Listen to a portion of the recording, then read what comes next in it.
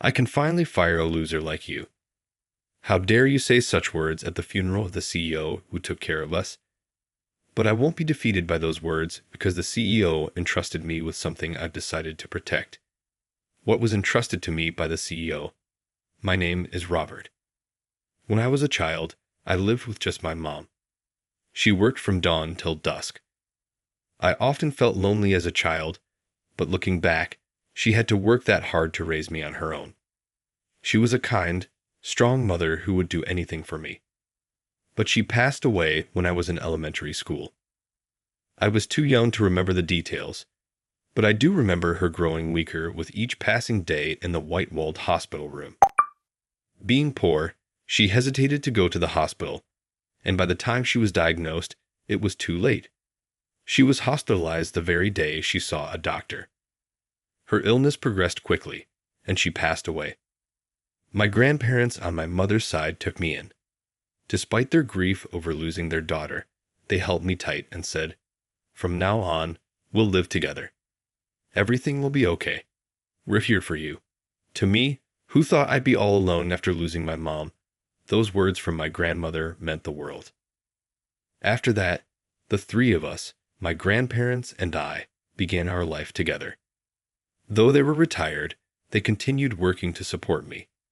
Life was still tough, but they showered me with all their love. That's why I never complained about our humble living. By the time I reached middle school, I wanted to start working to help them out. I wanted to start working right after middle school, but my grandparents wanted me to go to high school. They said that's what my mother in heaven would have wanted. I couldn't say no to that. Still, I worked part-time delivering newspapers and doing light work in a factory in the hope of making a little extra money for the family. My grandparents told me to enjoy my high school life, but for me, it was more important to ease their burden. After high school, I got a job immediately at a cleaning company. Although I was hired as a full-time employee, the pay wasn't great, but to me, it felt like a luxury. I didn't have any qualifications after high school, and no other company would have hired me as a full-time employee. I was assigned to clean various buildings and facilities. One of them was an elder care business company called Johnson Holdings. That's where I had a fateful encounter. Johnson's business involved home-based care, day services, and operating nursing homes. During one of the cleaning jobs there, I became friends with a man. Even though I wasn't an employee there, he chatted with me warmly. He wondered why I was still young and working as a janitor, so he talked to me. I had nothing to hide, so I told him everything. About not having parents, about my financial struggles, my wish to make life easier for my grandparents, and my envy of the Johnson employees. I really wanted to work in elder care. I wanted to do something useful for my grandparents who took care of me, but my hopes never came true. Even though we were struggling, my grandparents managed to get me through high school. I couldn't very well say that I wanted to go to nursing school because I wanted to work as a caregiver. I spent most of my life working part-time jobs, so I never really had any friends. That's why I had no one to confide in.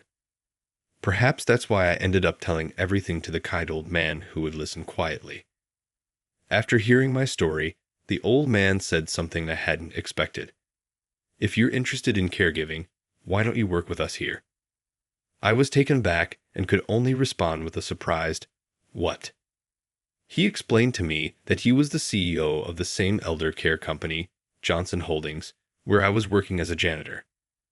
At Johnson, they supported their employees in getting certifications and even provided workshops. You could earn your caregiving certification while working. After hearing my story, the CEO said, "Why not work here while pursuing your certification?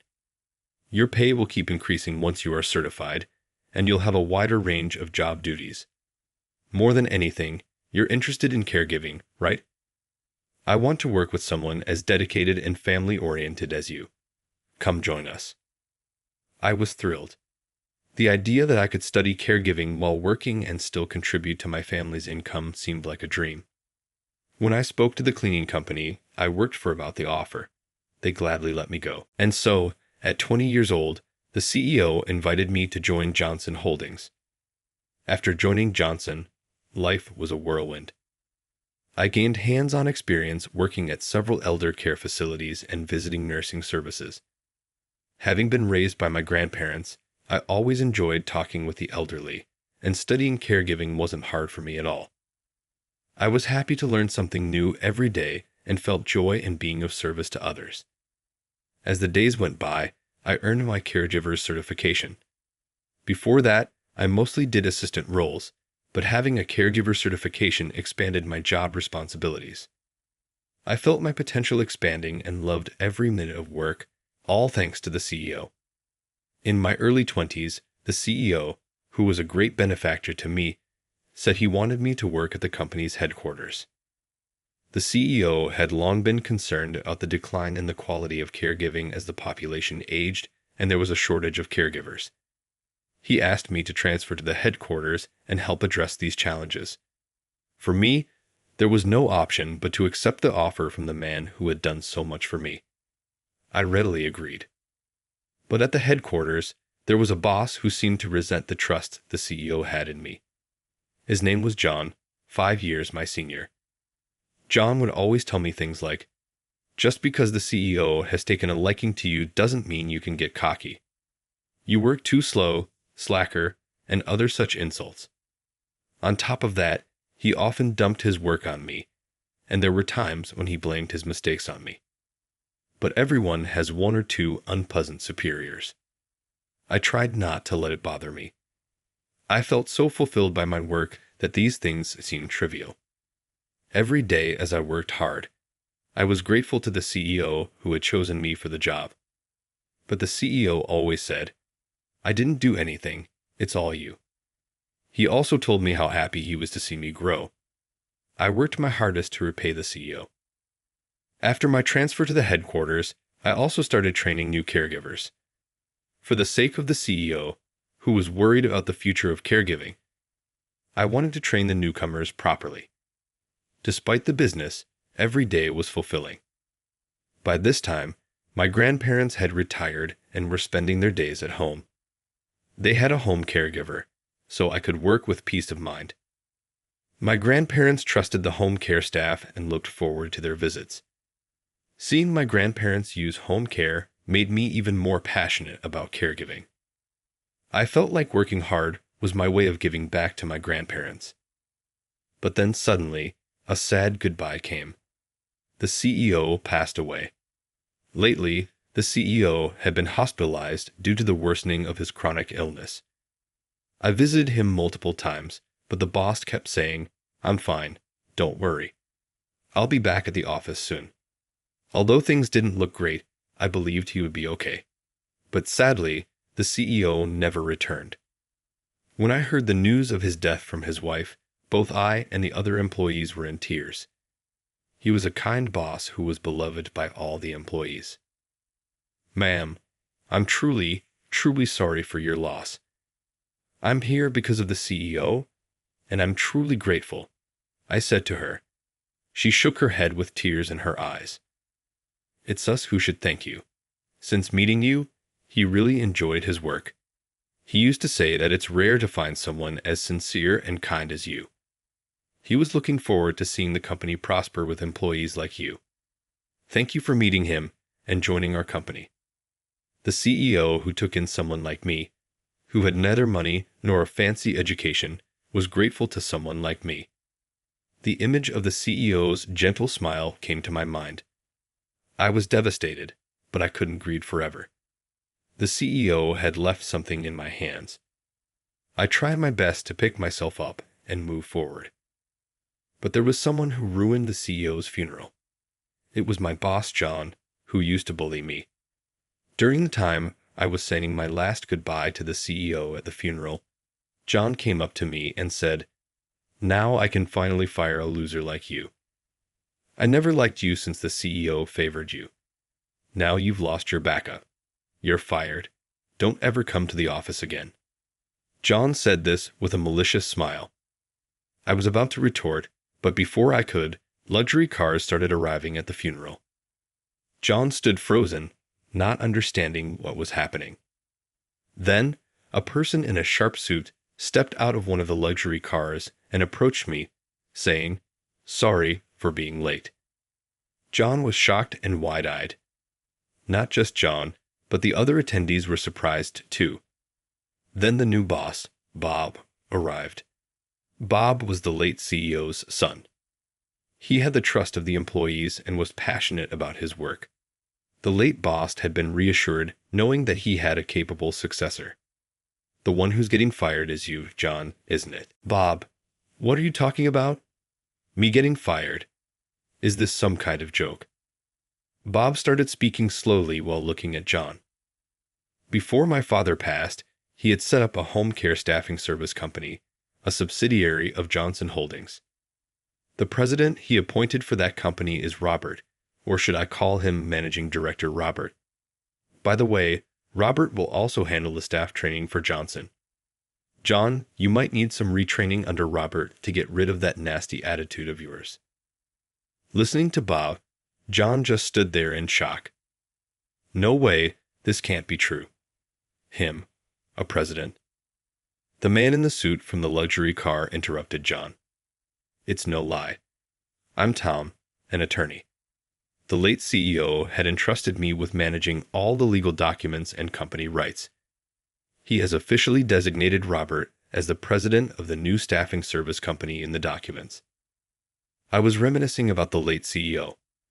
It was in a hospital room that I was approached to take over as the president of a staffing service company after the passing of the former CEO. Of course, I declined. I had no confidence, and I didn't see myself fit for the role of managing director. But the former CEO said to me, "I want to entrust this to you because I believe in you. My son has promised to help with the management, so rest assured. I'd like you to focus on personnel development. I want you to teach our juniors about your genuine concern for giving your meticulous support and the importance of maintaining a trust relationship with those in need of care." Comparing to when I first met him, he seemed to have become frail. It must have been the illness. The former CEO was using all his strength to entrust me with the new company. I felt the urge to live up to his expectations. I might not be fit to be a managing director, but if there's anything I can do, I want to give it my all. I'll do my best. Trust me. When I conveyed this to the late CEO, he gave me a warm smile. It was the same kind smile that had supported and nurtured me all this time. I felt as if the CEO in my memories was cheering me on. I turned to John and said, "John, I'm the managing director for now. The late CEO entrusted me with personnel development." Bob looked stunned at my words, but applause arose from the attendees at the funeral. I knew they were cheering for me, and it reaffirmed my determination to press on. A year has passed since then, and the staffing service company I lead is now on track. Management is reassured by the help of Bob and other employees at Johnson's headquarters. I'm focusing on caregiver training seminars, workshops, and study sessions. Currently, John is attending new recruit training. Collaboration is key in caregiving. I hope that any tendency to bully colleagues will be rectified during new recruit training. My current goal is to dispatch as many skilled professionals as possible to the caregiving field. By focusing on personnel development, I believe I can brighten the future of caregiving and repay the kindness of my grandparents and the late CEO. All right, everyone's presentations are done. Nick, the manager, said as he tried to move the discussion forward. "Excuse me, I haven't. I recently found out something." Nick interrupted me and began to speak. "There's apparently someone in this department who didn't graduate high school and is just a part-timer. Meetings should be for employees only." Absolutely right. His lackey, Mike, of course, agreed with Nick. "I'm leaving." After leaving the meeting room, I started to shut down my computer. I noticed that an email had arrived, not in my personal inbox, but in the company's shared email. Thinking, there's no point in speaking up, no one will listen, I went home quietly. The next day, I heard a commotion from Nick's desk. He was staring at his computer screen, his face pale.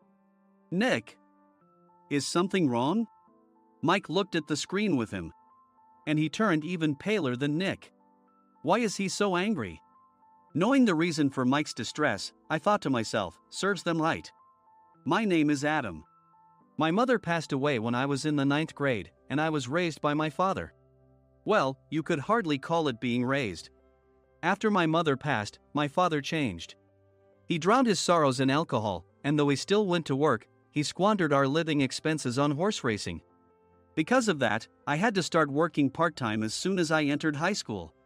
Every month, I went to the convenience store with bills in hand that couldn't be auto-deducted from my father's account. Even though I endured it because I didn't want to be alone, I reached my limit in my 2nd year of high school and dropped out. I found a live-in job at a distant inn. Thank you for everything. The day I left home, my father, still staring at the TV, spoke. Take care. That was our last conversation. Back then, 18 wasn't the age of majority, so I needed my father's permission to work, and I couldn't hide my place of employment. Yet, my father never visited me even once. I kept working just to survive, and before I knew it, I was 42. Years of hard work paid off, and I was transferred to the headquarters. I was thrilled to be recognized by the company, as I thought I'd be working in the field until retirement due to my lack of formal education. Listen up. Our work can change the future of our employees. Don't drag us down. On my first day after the transfer, Nick, dressed in an expensive suit, spoke sternly. There was a reason for this. Our inn was located in a prominent tourist destination, known so well that everyone in the state could sing its commercial jingle. At its peak, we had 5 locations within the state. But that was long ago. Due to financial difficulties and aging facilities, only the place where I had worked for many years and the original establishment remained. I was prepared to lose my job anytime, but now there was a glimmer of hope. With the rise of social media, the tourist area where the inn was located started gaining attention again. Depending on how hard the sales department, where I was transferred, worked, we could either thrive or be forced to give up this prime location to the new hotel chains continuously popping up. For Nick, who had switched careers from another industry to strengthen our sales, this was a battle he couldn't afford to lose. I understood why he had to be strict. I will do my best. Nick sneered at my enthusiastic declaration. Did you not hear what I said? I'm sorry. I thought I was listening carefully. Out of habit from years of customer service, I apologized reflexively, though I had no idea what had offended him. Someone was watching me with a smirk. In this department, there are those who are expected to excel and those who have been shoved here because they have nowhere else to go. You are the latter. It was Mike, the section chief. He's 7 years younger, at 35. But he was called to headquarters much earlier than I was and had been moving around within the headquarters ever since. I'm not jealous, but I can't accept that he's my boss. Graduating from a prestigious university, he has an unusually high pride and caused many problems as a newbie, making things very difficult for me when I was the front desk leader. When I found out Mike was transferred to the sales department a month before me, I was disheartened. Mike is right.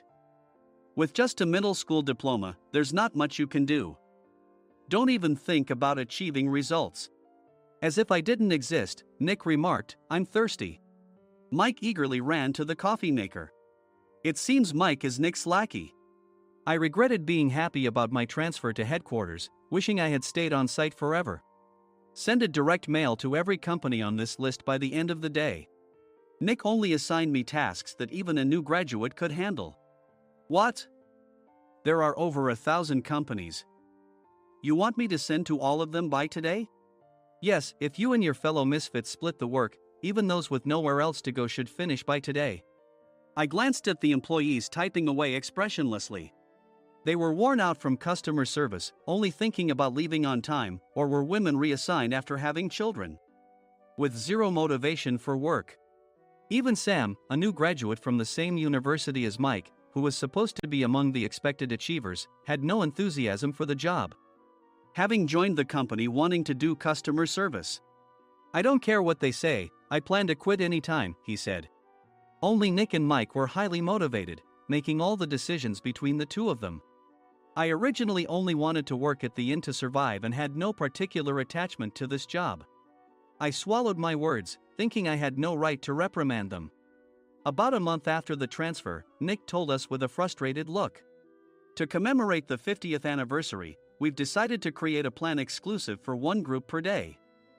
Originally, Mike and I were supposed to come up with it, but our president, Mr. Thompson, insists on hearing everyone's opinions. So, you all get a chance. As Nick explained, Mike began handing out prints. Make sure not to embarrass Nick. If your ideas are half-baked, you'll have to redo them. It seemed that they had printed his handwritten notes by Mr. Thompson, which included several questions and a section for free responses. It made sense why Nick had to seek our input, given that all responses had to be submitted to Mr. Thompson. We were given a week to think about it, and a meeting was scheduled to compile our ideas. My plan is to let guests enjoy both the old and modern America. Nick began the presentations. Guests would watch a master confectioner at a nearby traditional sweet shop make sweets in front of them. The welcome drink would be premium tea in a bottle. Nick's plan was certainly attractive. After his presentation, Nick called on us to present in the order we were seated. Just as I stood up for my turn. All right, everyone's presentations are done. Excuse me, I haven't. I recently found out something. Nick interrupted me. There's someone in this department who didn't graduate high school and is just a part-timer. He was likely talking about me. I joined the company as a part-timer and was made a full-time employee when I turned 20. That was 20 years ago, so Nick and Mike probably had no chance to know until recently. Meetings should be for employees only. Absolutely right. After that, Nick kept creating opportunities to solicit everyone's opinions, purposefully excluding me from speaking. The meeting unexpectedly heated up and went past the scheduled end time. A few people asked to leave, and the discussion continued with the remaining few. Still here? Normally, you'd leave in that situation. Though I had no attachment to the job initially, hearing kind words from customers made me want to make them happier. For someone like me, with nowhere to go, the inn was my home and customer service was my life. I felt pathetic about my current self. I'm leaving. I left the conference room and started shutting down my computer. I noticed an email had arrived, not in my personal inbox, but in the company's shared email. Thinking no one would listen to what I had to say anyway, I quietly went home. The next day, while preparing the DM as instructed, I heard a commotion from Nick's desk. In his haste to stand up, he hit his knee on the desk. He stared at his computer screen, his face pale. Nick! What's wrong? Mike, thinking he should be the first to rush over, approached Nick while still wearing his coat. He peered at the screen with Nick.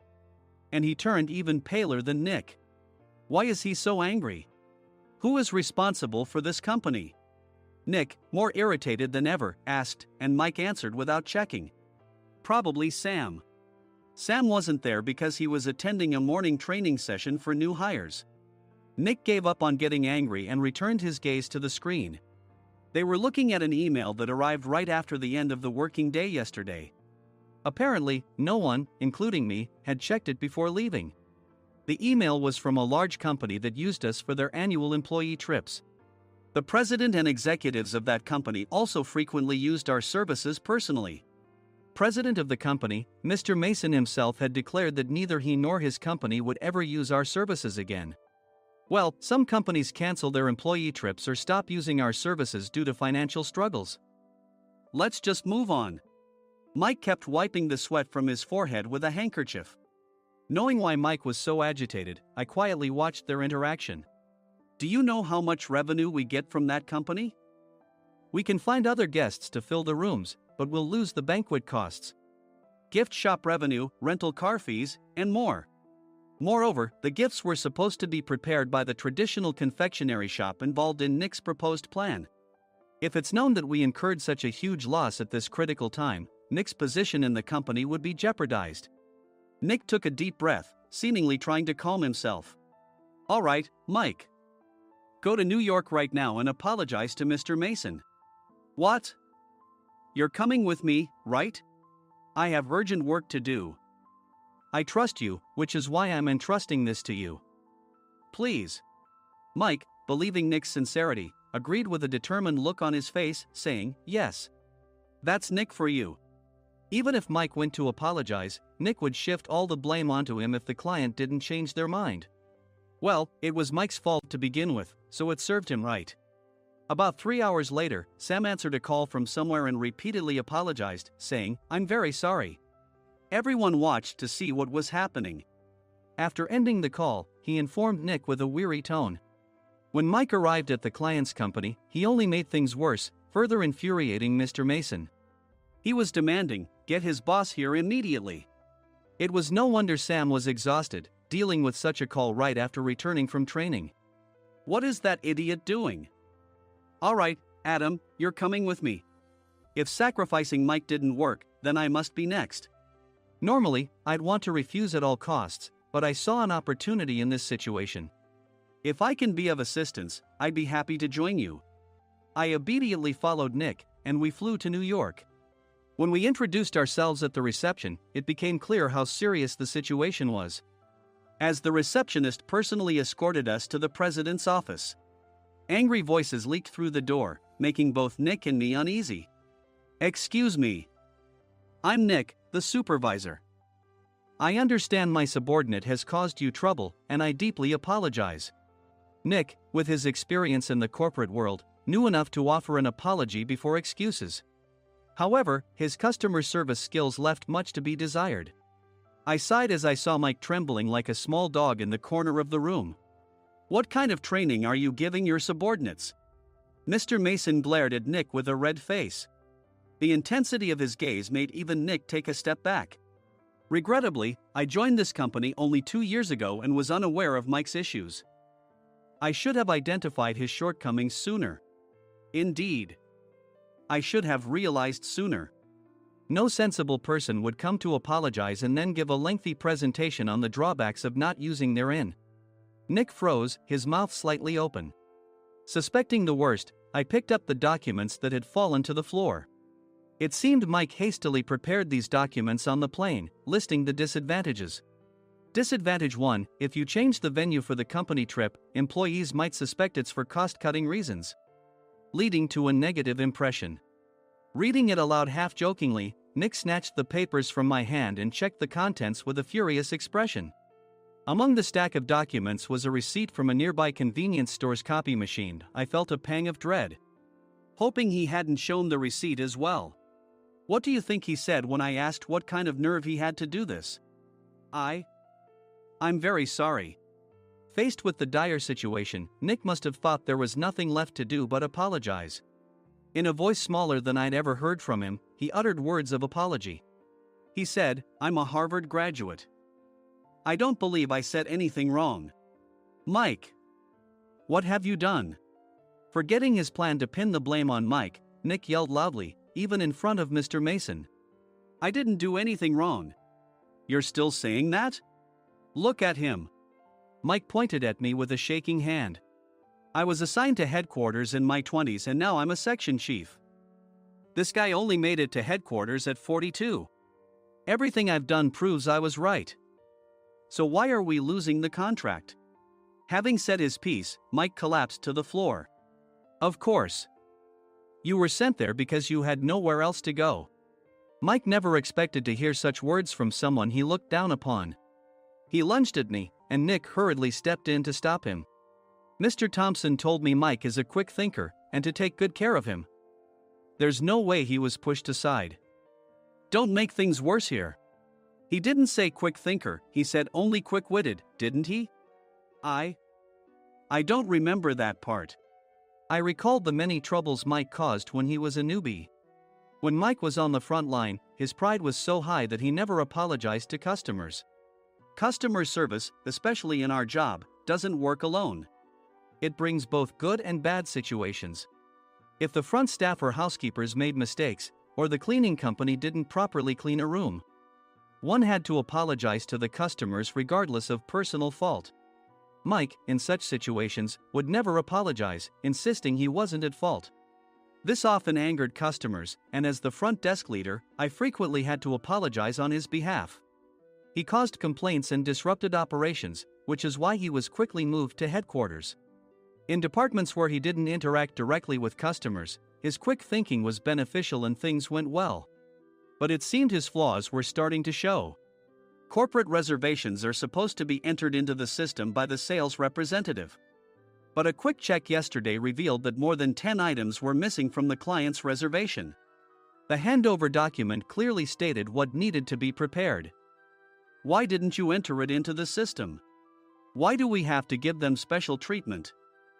Filling rooms near the banquet hall, setting up all the food in advance. Specifying the brand of wine, they're too demanding. No wonder he always angered customers, I thought, feeling a headache coming on. Grouping them in rooms near the banquet hall is for our benefit too. It makes it easier for the staff to set up beds and serve breakfast since everyone's schedule is synchronized. As for the other requests, Mr. Mason suggested them to lighten our load. I didn't know that. Nick finally seemed to realize that Mike was the one who had angered the client. What did you say to them? I just told them we wouldn't give them special treatment anymore. We shouldn't waste effort on things that don't bring in money. I was utterly exasperated at his lack of understanding of customer service. Of course, we shouldn't comply with unreasonable demands. But carrying over successful practices from past stays makes customers feel remembered and enhances their experience. Good memories encourage repeat visits. That's part of our job. I looked down at Mike, who was sitting on the floor. In our job, nothing is a waste. Mr. Thompson likely moved you to the sales department, hoping you'd finally understand this. How do you think he feels now that you've failed to meet his expectations? Mike, tears in his eyes, fled the president's office. I was amazed he still hadn't apologized. You have it tough, Adam. It's okay, we're all employees of the same company. I deeply apologize for this disrespectful incident. Especially after all the care you've shown us. If it weren't for you, Adam, I really would have stopped staying here. When I heard you were moving to the sales department, I was willing to reconsider if you handled it. Seeing us talk so amicably, Nick's face contorted. Do you two know each other? Adam's service is excellent. I always requested him specifically. Normally, we don't accept specific staff requests, but we made an exception for Mr. Mason, adjusting my shifts accordingly. He had personally stayed at our hotel just before my transfer, and during casual conversation, I mentioned, I'm moving to the sales department soon. If I hadn't told him then, things could have been much worse. Please continue to take care of us. I look forward to it. On the return flight, Nick awkwardly offered me a can of beer. It's still working hours. Of course, I had no intention of forgiving him for a single beer. Nick might try to pin everything on Mike and avoid any consequences. While pondering this, a startling fact came to light. Nick, the tea bottles for the plan have arrived. I handed Nick a bottle labeled with our inn's name. They look good. What are you talking about? These are plastic bottles. I had assumed we would use the trendy, high-end bottling tea. But what arrived were ordinary plastic bottles of tea with customized labels. The only unique aspect was the label, which had the inn's name, making it look customized. Upon further investigation, I discovered that a substantial amount of money was set to be paid to the tea company. It was priced like bottling tea. Does this plastic bottle really cost $100 each? The tea inside is specially blended for us. The extra cost is for that. Wouldn't it be better to use another tea company? Or is there a specific reason we must use this one? As Nick continued to make excuses, I showed him a printed email. I informed the tea company's president, Mr. Mitchell, that we discovered irregular payments and he confessed.